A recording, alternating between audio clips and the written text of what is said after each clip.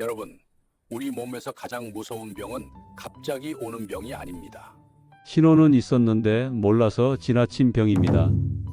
제가 30년 동안 데이터를 보며 가장 충격받았던 사실이 하나 있습니다. 경동맥이 30%만 좁아져도 60%의 사람들이 증상을 피로로 착각한다는 것이에요. 그래서 오늘 저는 꼭 이 질문을 드리고 싶습니다.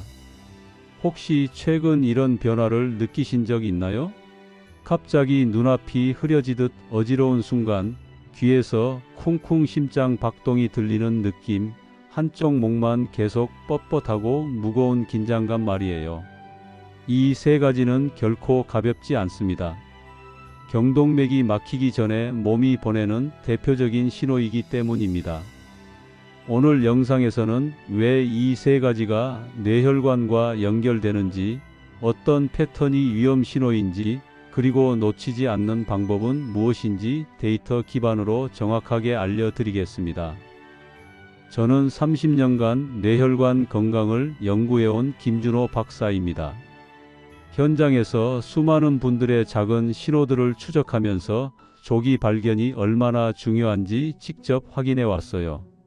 이런 작은 변화들이 어떻게 우리 몸 전체와 연결되는지 오늘 함께 살펴보겠습니다. 여러분은 최근 이런 신호들을 느끼신 적이 있으신가요? 댓글로 경험을 나눠주시면 감사하겠습니다. 제가 연구를 하다 보면 많은 분들이 작은 변화를 그냥 지나치는 경우를 자주 봅니다. 얼마 전에도 제 지인 중 한 분인 72세 정남수님이 그런 경우였어요.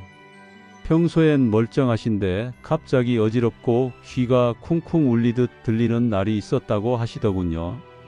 그런데 본인은 단순 피로라고 생각하고 며칠을 그냥 넘기셨습니다. 그러다 어느 날은 아침에 일어났는데 한쪽 목이 유난히 뻣뻣해 돌아가는 느낌까지 들었다고 하더라고요. 이야기를 들으면서 저는 마음이 조금 조마조마했습니다. 제가 연구자로서 현장에서 보고 느낀 경험들이 떠올랐기 때문입니다. 정남수님도 결국 작은 생활 습관 몇 가지를 바로잡으면서 증상이 크게 줄어들었습니다. 오늘 영상에서 말씀드릴 내용은 여러분의 뇌혈관 건강관리 방식을 완전히 바꿀 수 있는 중요한 지혜입니다. 끝까지 보시면 왜 지금 당장 습관을 바꿔야 하는지 분명하게 깨닫게 되실 거예요.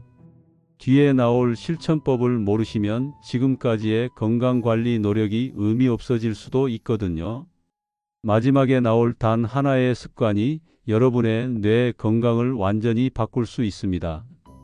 이렇게 작은 변화로도 충분히 달라질 수 있는 거예요. 그래서 이제는 우리 일상에서 어떤 요소들이 경동맥과 연결되는지 하나씩 자세히 짚어보겠습니다. 경동맥 이상을 놓치지 않기 위한 핵심 신호들을 살펴보겠습니다. 먼저 갑작스러운 어지럼부터 말씀드릴게요. 평소와 다른 회전감이나 순간적인 중심 상실 같은 증상이 반복되면 뇌혈류 흐름과 연결될 수 있습니다. 이 부분이 정말 중요한데요. 한국노년건강연구와 해외 노화순환 보고서에서도 갑작스러운 어지럼이 혈류 저하의 초기 신호로 언급되고 있어요. 제가 만난 69세 박영호님 같은 경우도 그랬습니다. 앉았다 일어날 때 순간적으로 시야가 쏠리고 중심을 잃는 느낌을 자주 겪으셨어요. 이럴 때는 수분 섭취를 충분히 하시고 규칙적으로 머리와 목을 움직여주는 게 도움이 됩니다. 갑작스러운 자세 변화도 줄이셔야 해요. 어지럼이 반복되거나 평소와 다르면 반드시 원인을 확인하셔야 합니다. 혹시 여러분은 요즘 어지럼이 잦아진 느낌이 있으신가요? 두 번째로 귀에서 느껴지는 두근거림 같은 이명도 중요한 신호예요. 박동성 이명은 머리 주변 혈류 변화와 관련될 수 있거든요. 유럽 순환기 연구 자료에서는 귀 주변의 혈류 소음이 이명으로 인식될 수 있다고 설명하고 있습니다. 74세 정민자님은 밤만 되면 귀에서 심장 뛰는 소리가 들리는 느낌이 지속됐어요. 이럴 때는 주변 소음을 줄이고 어깨와 목 긴장을 풀어주는 게 좋습니다. 혈류를 자극하는 가벼운 스트레칭도 도움이 되고요. 특히 한쪽만 들리거나 강도가 점점 강해지면 절대 놓치시면 안 됩니다. 여러분은 이런 이명 경험이 있으신가요? 세 번째는 한쪽 목의 뻣뻣함이나 묵직한 불편감입니다. 한쪽만 집중되는 뻣뻣함은 근육 문제일 수도 있지만 혈관 주변 긴장과도 연관될 수 있어요. 한국 근골격순환 통합 보고서에서는 목 근막 긴장이 혈류 흐름에 영향을 줄 수 있다고 언급하고 있습니다. 66세 이기수님은 오른쪽 목만 지속적으로 뻣뻣해지는 느낌을 겪었고 머리 돌릴 때 가벼운 묵직함도 있었습니다. 온찜질을 해주시고 가벼운 목 스트레칭을 하시는 게 좋아요. 오래 고개 숙이는 자세는 피하셔야 하고요. 한쪽만 지속될 때는 생활 패턴을 반드시 점검해야 합니다. 혹시 여러분은 최근 목이 한쪽만 유난히 불편했던 적 있으신가요? 네 번째로 증상이 반복될 때의 패턴 변화도 주목해야 합니다. 하루에 한 번씩 혹은 특정 시간대에 반복되면 혈류 문제 가능성이 올라가거든요. 미국 고령층 순환관리 보고서에서는 반복되는 경미 증상이 초기 신호일 수 있음을 강조하고 있어요. 71세 조상우님은 아침마다 어지럼이 오고 저녁엔 기울림이 생기는 패턴이 반복됐습니다. 이럴 때는 날짜와 시간대를 기록해 두시면 패턴 분석에 큰 도움이 됩니다. 증상이 바뀌거나 강해지면 더욱 주의하셔야 해요. 여러분은 이런 반복 패턴이 있으셨나요? 마지막으로 생활 습관과 긴장도가 함께 올라갈 때도 조심하셔야 합니다. 스트레스나 수면 부족, 목과 어깨 긴장이 함께 있을 때 신호가 더 뚜렷해질 수 있어요. 아시아 노화 스트레스 자료에서는 생활 스트레스가 뇌 주변 혈류에 영향을 줄 수 있다고 말하고 있습니다. 70세 윤정수님은 바쁜 시기엔 어지럼과 목 당김이 동시에 나타났어요. 이럴 때는 짧은 낮잠을 주무시고 규칙적으로 수분을 보충하며 목과 어깨 완화 운동을 해주시면 좋습니다. 한 번에 해결하려 하지 말고 생활 전반을 가볍게 조절하는 것이 핵심이에요. 혹시 여러분은 스트레스가 심할 때 이런 신호가 더 심해지지 않으셨나요? 이제 본론에서 일상에서 바로 적용할 수 있는 실천법을 더 깊게 다뤄보겠습니다. 오늘부터 실천할 수 있는 경동맥 보호 생활 습관을 완전 정리해 드리겠습니다. 가장 먼저 아침 목 스트레칭 루틴을 만드는 게 중요해요. 자고 일어난 직후에 목 주변 글장이 높아지기 쉽거든요. 밤새 같은 자세로 누워 있다 보면 목 근육들이 굳어지고 혈액순환도 느려진 상태가 됩니다. 여기서 주의할 점은 갑자기 세게 돌리시면 절대 안 된다는 거예요. 천천히 뒤와 앞으로 그리고 좌우로 움직이시고 어깨도 가볍게 들썩여주는 1분 루틴이면 충분합니다. 침대에 앉아서 하셔도 되고 화장실 다녀오신 후에 하셔도 좋아요. 이렇게 아침마다 목을 부드럽게 풀어주시면 하루 종일 목 주변이 한결 가벼워지는 걸 느끼실 수 있습니다. 여러분은 아침에 목을 어떻게 풀어주고 계신가요? 두 번째로 기울림 완화를 위한 저녁 근막 풀기도 효과적입니다. 저녁엔 하루 긴장이 누적돼서 주변 근막이 뭉쳐 소리가 더 크게 들릴 수 있어요. 특히 하루 종일 앉아서 일하시거나 집안일을 하시면 어깨와 목이 앞으로 말리면서 근막이 더 뭉치게 됩니다. 지나친 자극은 오히려 악화시킬 수 있으니까 조심하셔야 해요. 따뜻한 수건으로 목 양쪽을 감싸 주시고 귀 주변을 부드럽게 마사지해 주세요. 수건은 전자레인지에 30초 정도 돌리거나 뜨거운 물에 적셨다가 짜서 사용하시면 됩니다. 온기가 근육을 이완시켜 주면서 혈류도 좋아지거든요. 귀 뒤쪽과 목 옆쪽을 손가락으로 천천히 원을 그리듯 마사지하시면 기울림이 한결 줄어드는 걸 느끼실 거예요. 여러분은 저녁에 어떤 방식으로 긴장을 풀고 계신가요? 세 번째는 일일 수분 체크입니다. 수분 부족은 혈류 점도를 높여서 작은 신호를 더 크게 느끼게 만들 수 있거든요. 우리 몸은 60% 이상이 물로 이루어져 있고 혈액도 대부분이 수분이에요.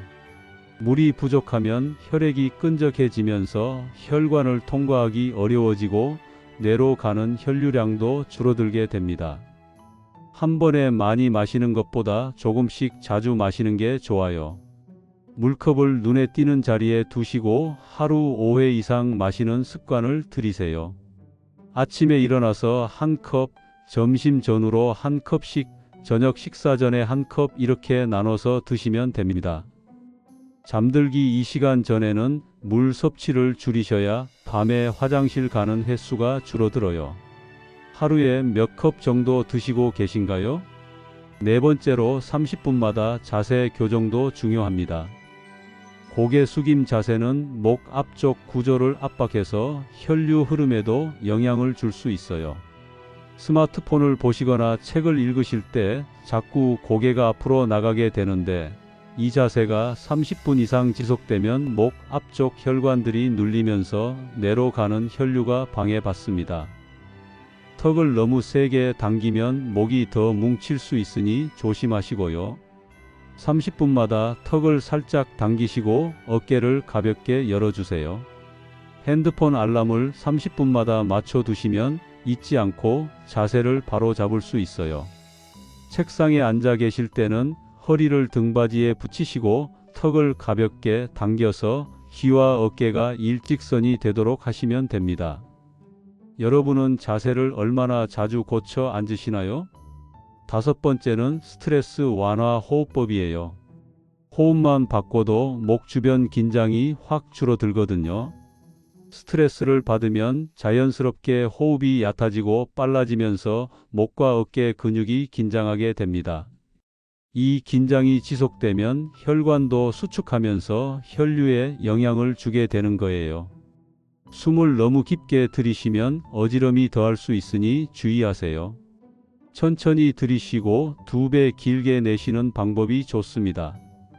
코로 4초 동안 천천히 들이마시고 입으로 8초 동안 길게 내쉬는 거예요.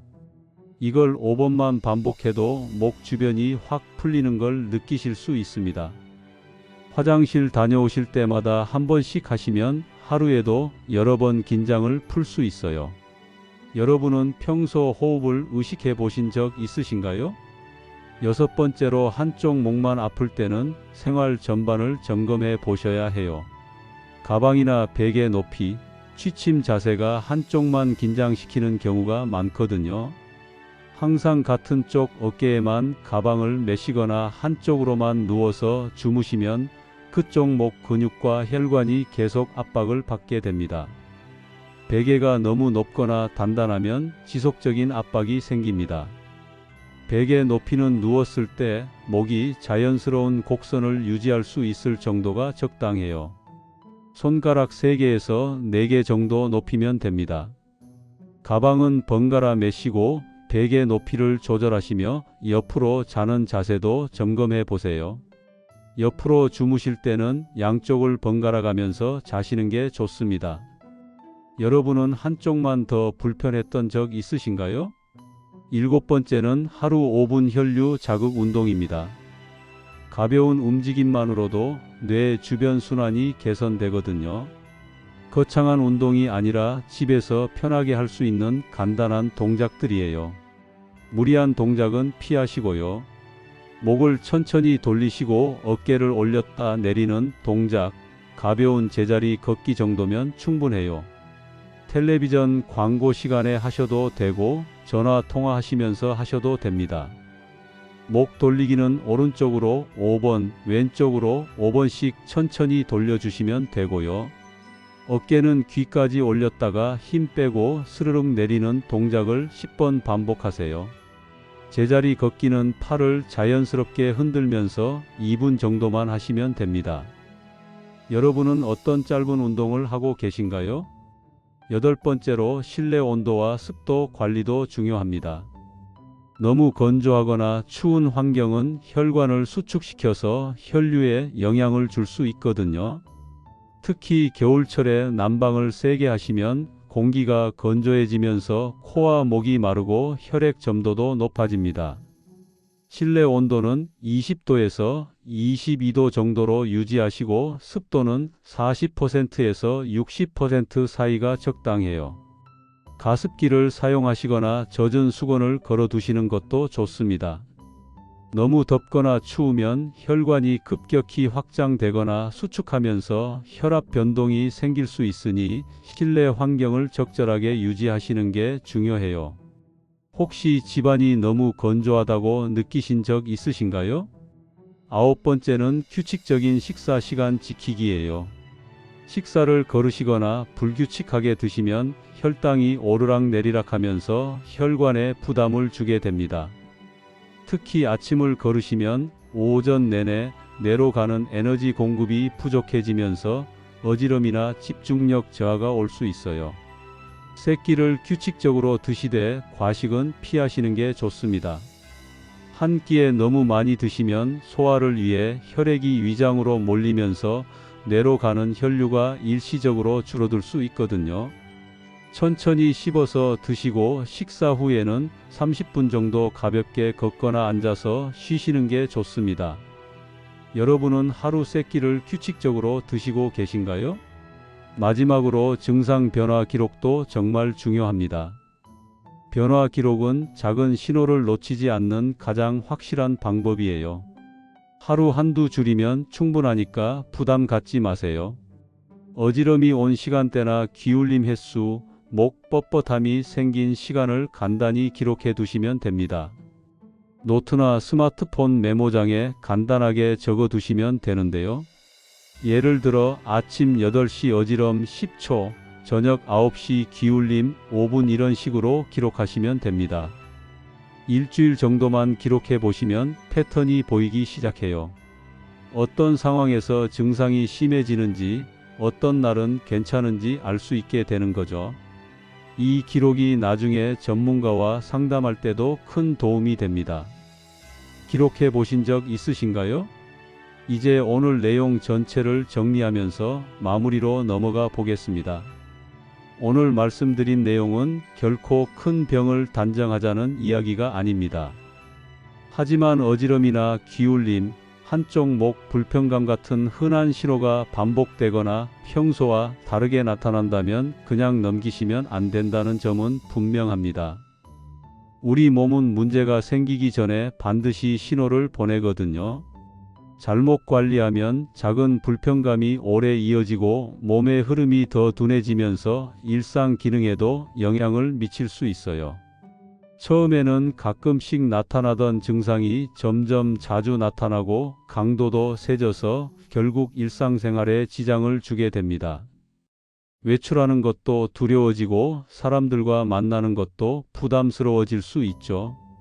하지만 오늘 소개한 방법처럼 생활 속에서 긴장을 줄이고 목과 귀 주변을 잘 관리해주면 생각보다 빠르게 안정감을 되찾는 분들이 많습니다.